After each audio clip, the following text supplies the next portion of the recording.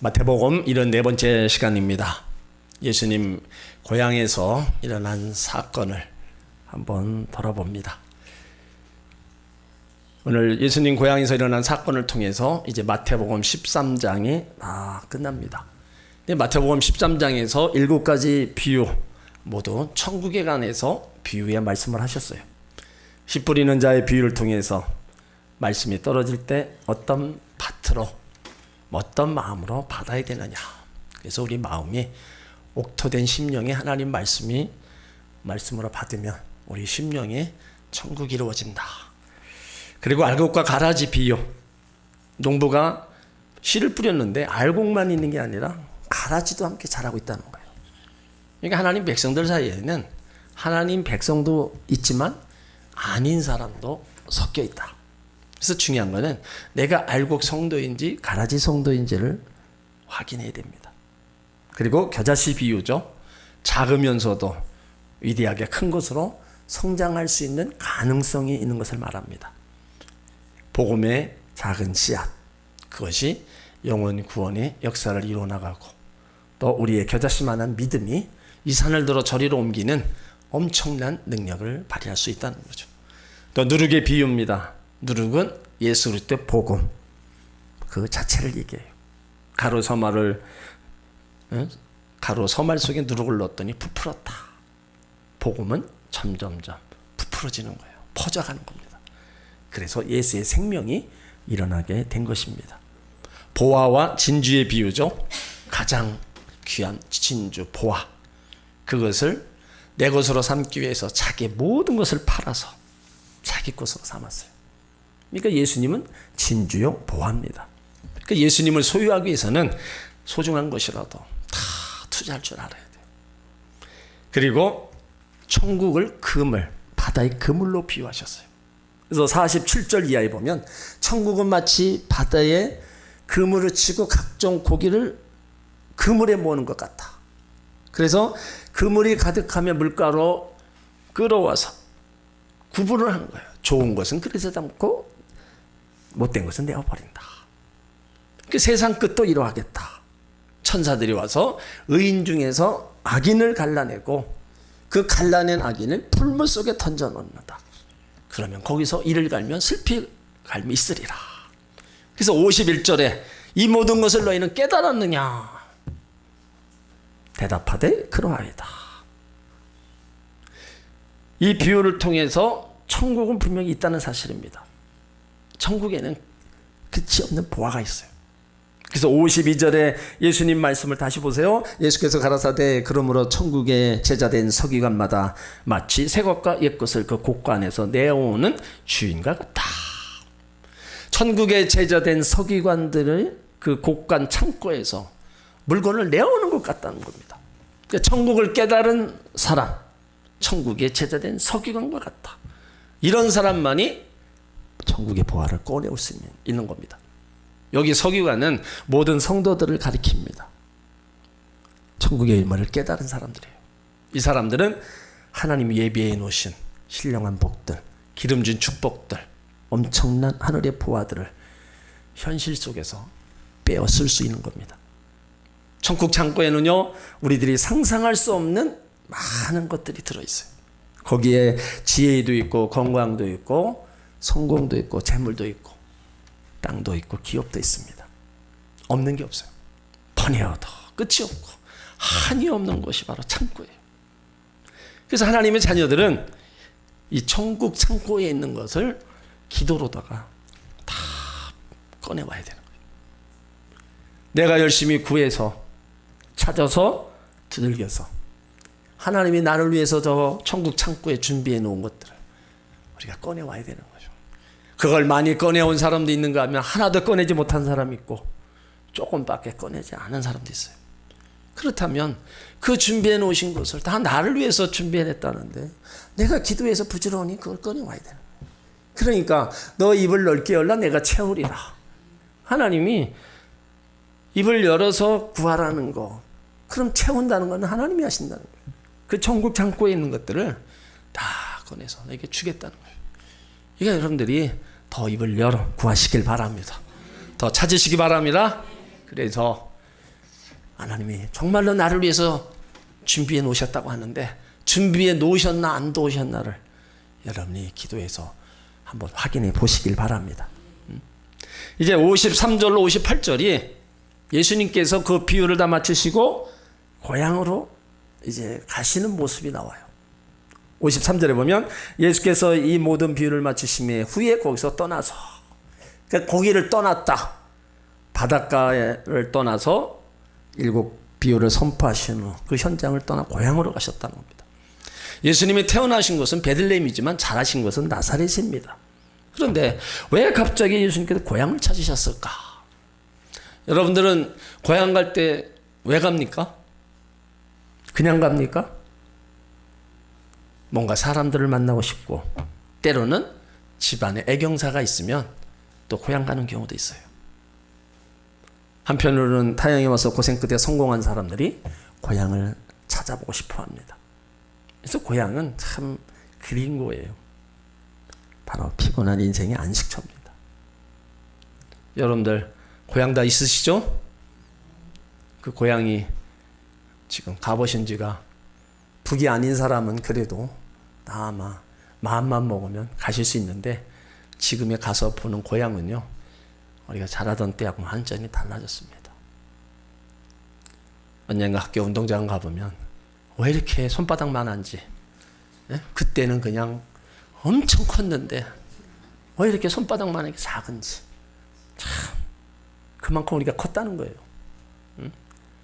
그리고 어렸을 때 봤던 그 동네 어르신들이 왜 이렇게 할아버지 할머니가 다 돼 있는지, 자기 늙은 거는 생각지 않고 그 동네 분들 나이 드신 것만 이렇게 또 바라보게 돼요. 참 한편을 보면 좋기도 한데 좋은 거는 그곳에 누가 있어야 돼요.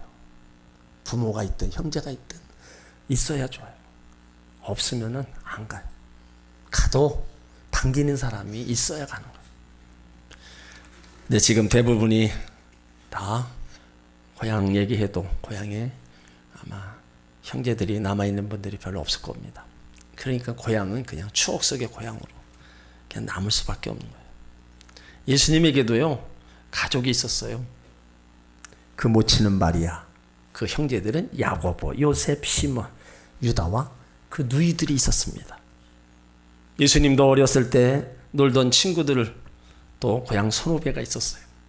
그럼에도 그럼 그들을 만나러 갔느냐? 네, 성경은 그렇지 않게 기록하고 있어요. 자, 54절을 읽습니다. 고향으로 돌아가자 저희 회당에서 가르치시니 저희가 놀라 이 사람의 지혜와 이런 능력이 어디서 났느냐.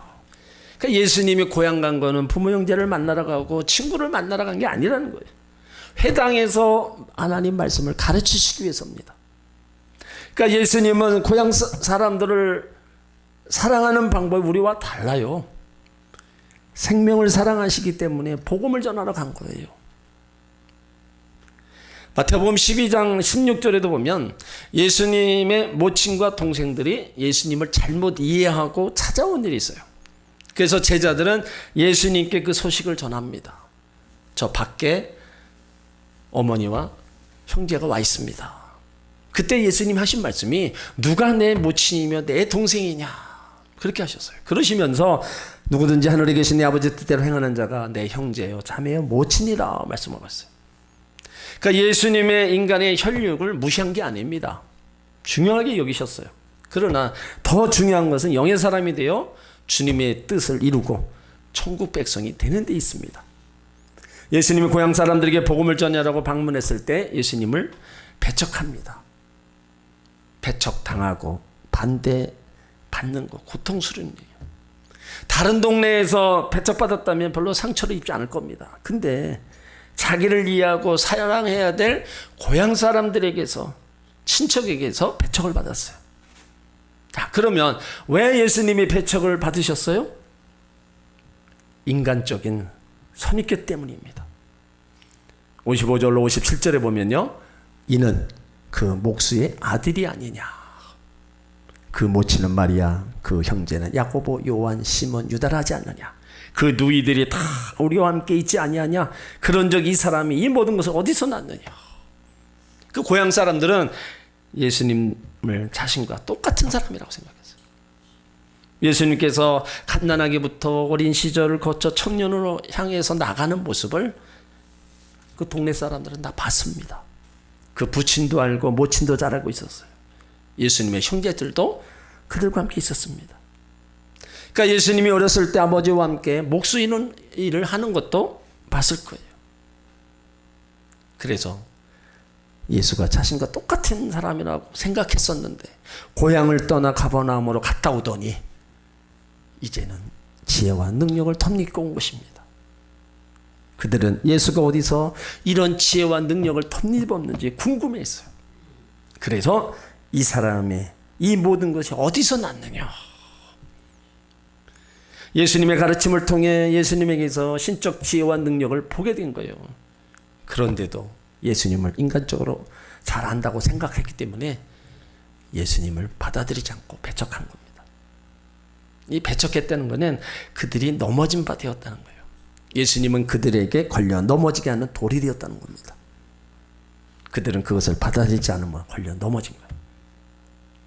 그들은 예수님의 가르침을 통해서 예수가 하나님이 아니다, 그리스도임을 믿을 만한 놀라운 실체 경험을 했지만 바로 인간적인 생각으로 거절한 거예요. 그러니까 그들의 문제가 뭐예요?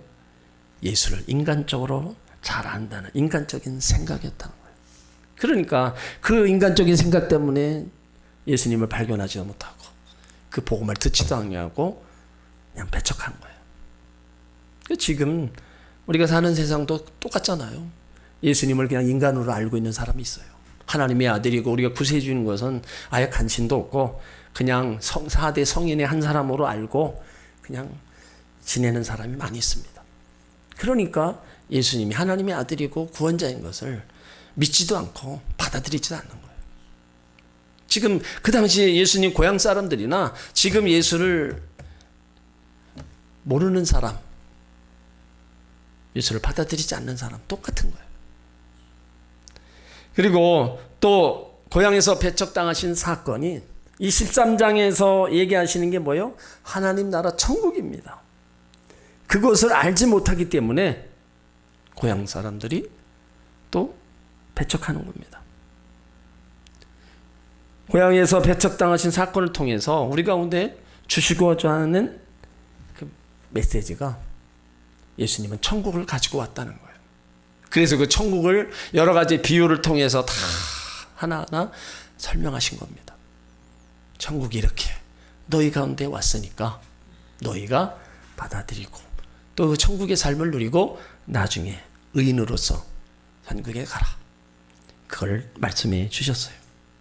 그런데 예수님이 천국을 가지고 오셨다는 것, 그것 또한 모르는 거예요. 그러니까 예수님이 무슨 얘기를 해도 아무 상관없이 그냥 들을 필요도 없다. 그냥 배척해버린 거예요. 또 예수님이 고향에서 배척당하신 걸 보면요, 지혜와 능력 때문입니다. 그 가르침이 참 너무 지혜롭고 능력이 있었어요. 하늘의 지혜로 가득 찼습니다. 이것은 세상에서 찾아볼 수 없는 초자연적인 지혜입니다. 바리새인들은 고향 사람들은 바리새인과 서기관을 통해서 한 번도 들어보지 못했던 영생과 천국과 구원의 말씀, 죄의 문제, 이혼의 문제, 살인 문제를 비롯한 일상적인 삶의 모든 내용들을 살아있는 말씀으로 다 전했어요. 근데 그 말씀을 전하다 보니까 마음속에 찔림이 있고 가책이 있고, 그러니까 그런 소리도 또한 듣기 싫은 거예요. 한편으로는 충격을 받으면서 한편으로는 자기들을 찌르는 그런 얘기를 듣기 싫은 거예요. 그러니까 예수님을 배척해버린 거예요. 우리가 때로 하나님 말씀이 나에게 아픔이 되고 상처가 되고 찔림이 될 때가 있습니다. 그러면 그것은 나 자신을 돌아보면서 내가 고치면 돼요. 그거를 내가 필요 없다, 그냥 좋은 것만 받아들이고 우리가 나쁜 것을 그냥 나쁘다고 버리면 안 됩니다. 하나님 말씀은 똑같이 다 말씀이에요. 때로 나에게 찌르는 말씀도 있고 나에게 또 은혜와 평강을 주는 말씀, 복의 말씀도 있습니다. 어떤 말씀이든 간에 우리는 다 그대로 받아들이고 내가 행할 거는 그대로 행하면 되는 거예요. 그것이 결국엔 본인한테 유익이 되는 겁니다. 또 예수님이 왜 배척당하셨느냐? 질투입니다. 유대인들은요, 우리 민족성과 같습니다. 남이 잘 되면 배가 아파요. 남보다 공부 잘하고 출세하고 복 받으면 인정하기보다는 비판하고 정죄합니다. 그러니까 성경에서 하나님을 표현할 때 질투의 하나님이라고 그러잖아요. 신명기 4장 24절에 내 하나님 여호와를 소멸하는 불이요 질투하는 하나님이시라. 또한 하나님이 질투하셔서 진노하시면 아비로부터 3, 4대까지 이렇게 하신다. 그러니까 하나님의 질투가 얼마나 무서운지를 잘 나타낸 거예요. 그런데 하나님이 질투의 하나님이라고 하니까 사람과 같은 종류의 질투를 하는 거 그거 아니냐 이렇게 생각하는 분도 있습니다. 근데요, 하나님의 질투는요, 사람의 질투와 전혀 다릅니다. 사람의 시기와 질투하는 것은 다른 사람이 나보다 잘 되는 것이 싫어서 하는 반응입니다. 그러나 하나님의 질투는요, 우리를 사랑하심을 하는 반응입니다.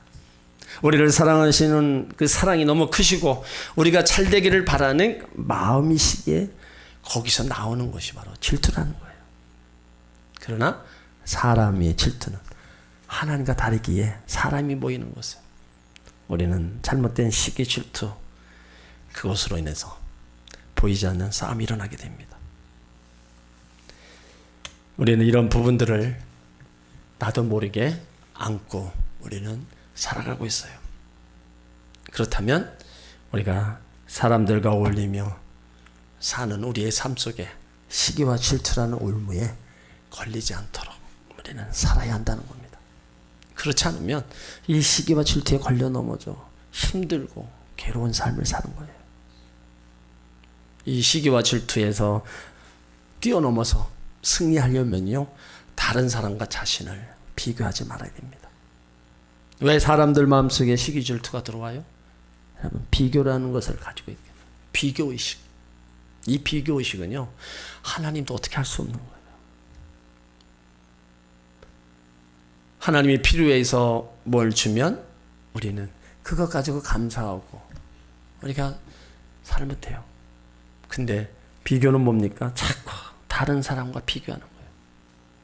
나는 이런데 저 사람은 왜 저럴까? 나는 가지고 있지 않는데 왜 저 사람은 저걸 가지고 있을까? 나는 나쁜 것을 가지고 있는데 저 사람은 왜 저렇게 좋은 것을 가지고 있을까? 나보다 저 사람은 별로 잘난 것 같지 않은데 왜 저 사람은 저렇게 특별하게 사는 걸까? 이 비교의식은 다른 사람이 무엇인가 잘 되는 것을 볼 때 생기는 거예요. 하나님이 필요해서 주시면 그거로 다 우리가 만족하고 감사하면 되는데 우리는 또 다른 걸 봐요. 또 다른 사람이 가지고 있는 걸 본다.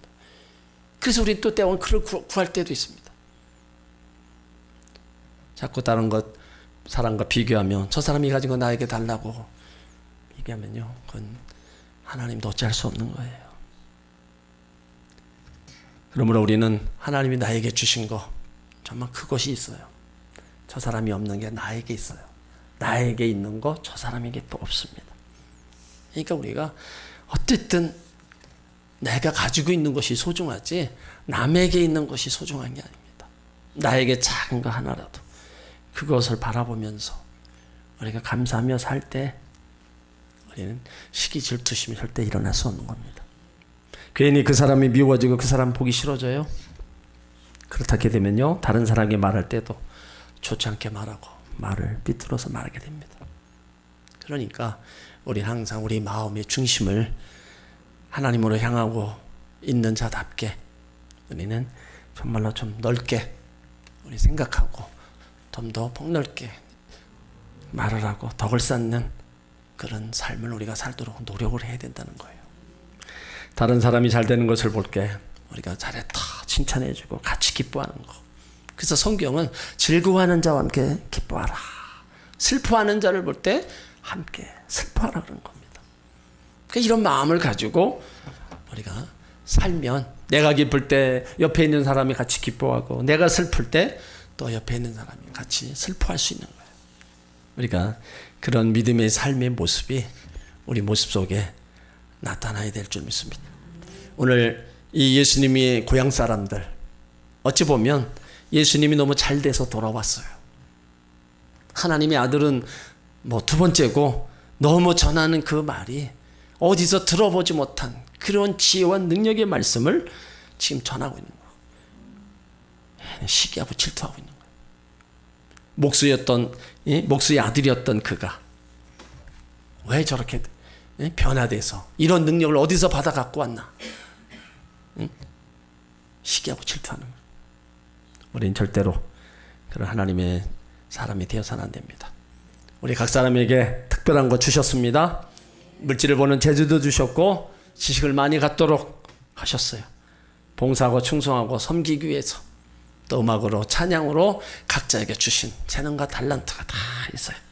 각자에게 주어진 것을 가지고 열심을 다해 하나님 섬길 때 다른 사람들이 나보다 더 잘하는 것이 있기 마련입니다.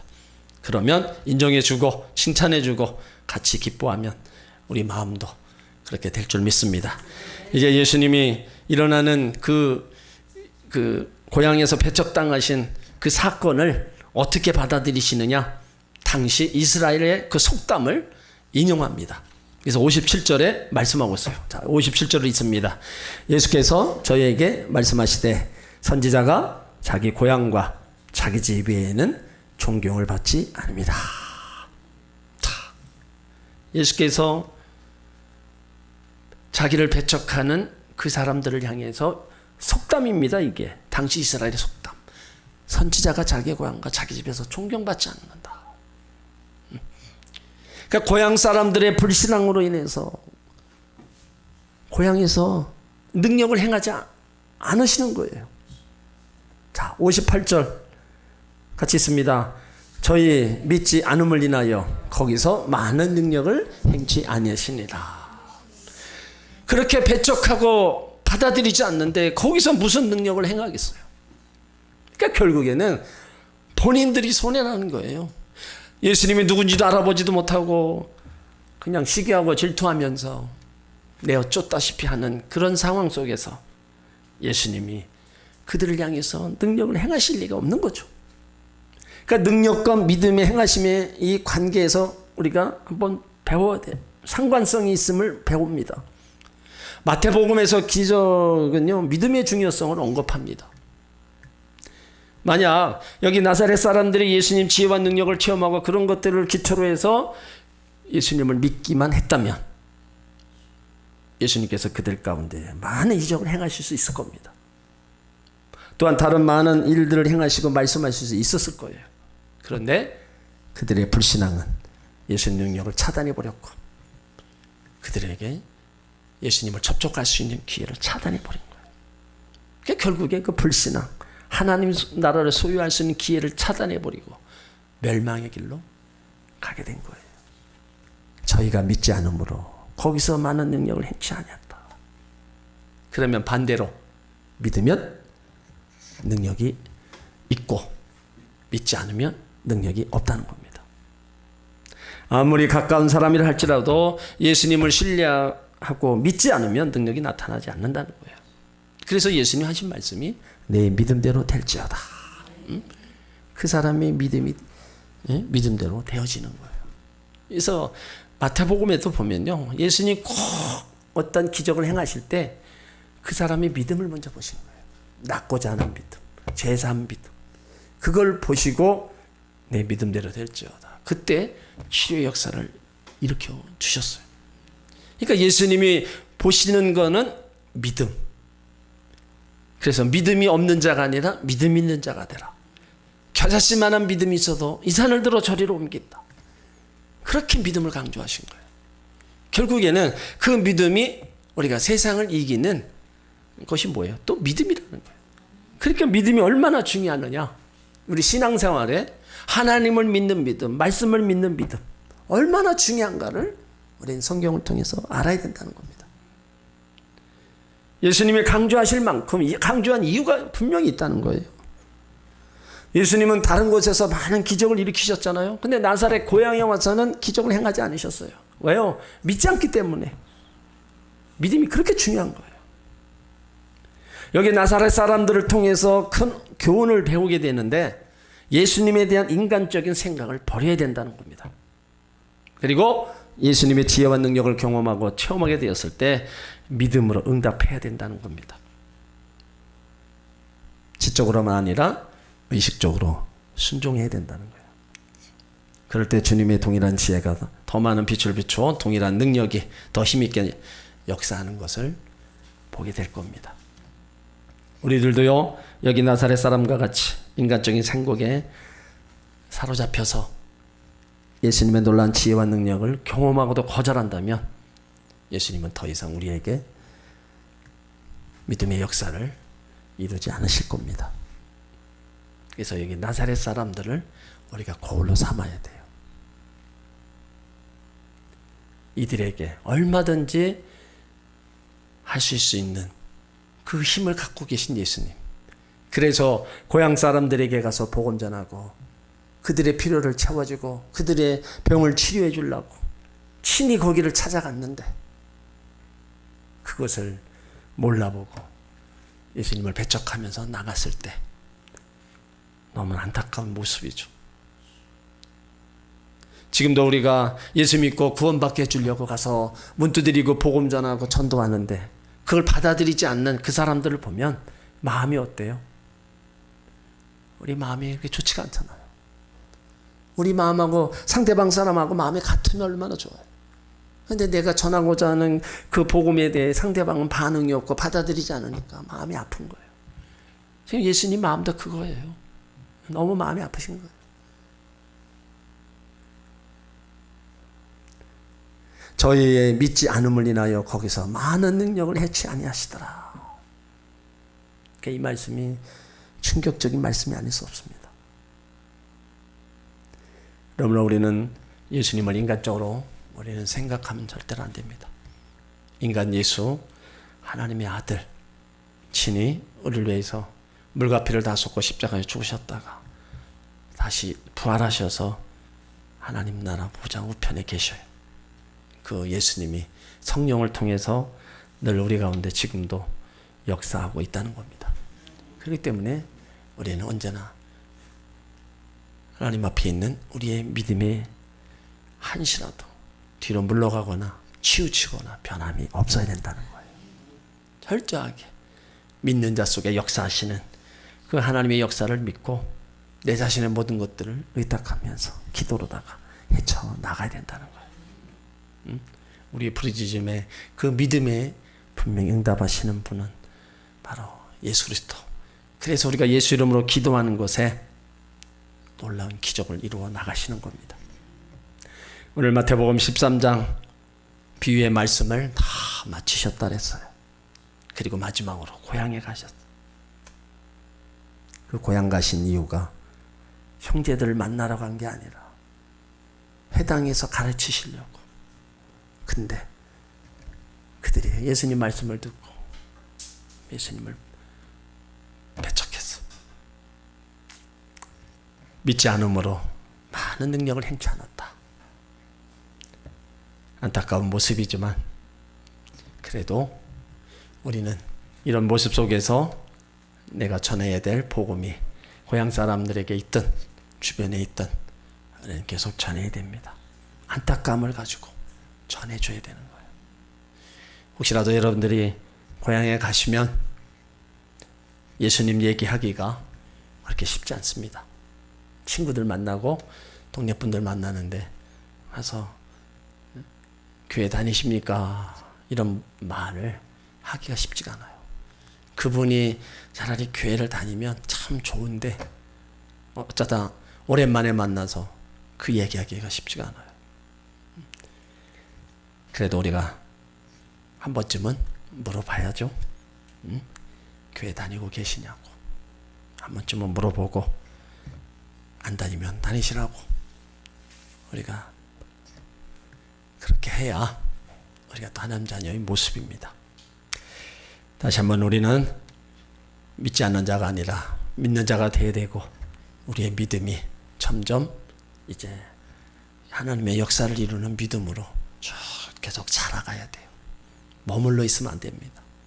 계속 자라가면서 하나님도 기쁘시게 하고 하나님이 우리 기도에 역사하지 않으면 안 되는 그런 믿음을 소유하는 저와 여러분이 되어야 될 점 있습니다.